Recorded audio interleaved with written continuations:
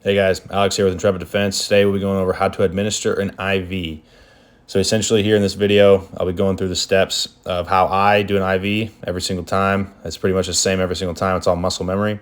So I do everything in the same order each time to make sure I don't forget. Once again, you got to remember, not all the time you're going to be doing an IV in AC light conditions.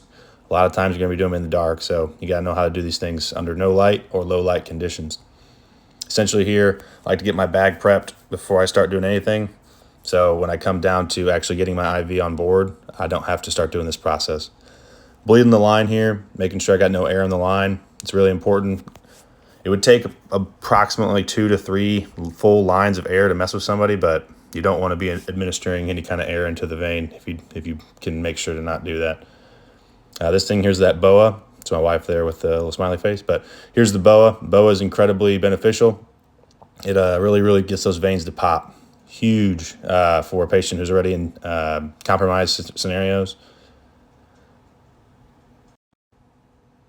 Make sure clean everything. I clean the whole arm. I know some people just like to clean the spot, but if I have to re-stick immediately after because I miss or something happens, I already cleaned an area so I can just stick again.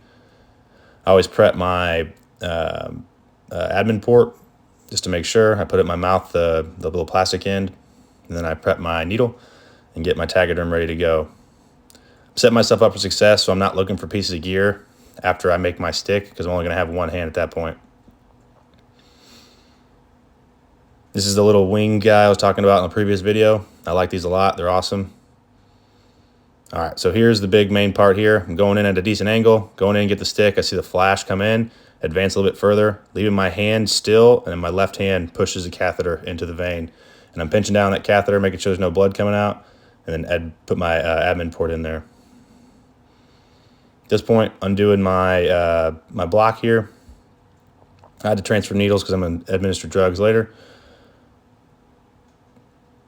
I'm a big fan of putting the needle on the IV tubing. Once again, in the line of work that I'm in, putting the IV tubing attached directly to the catheter, you run the risk of losing your whole IV if you snag this IV tubing on anything while in movement from like the location where the patient got injured into a vehicle, into a car, through the woods. So this, as you'll see here in a minute, I'm going to tape this down.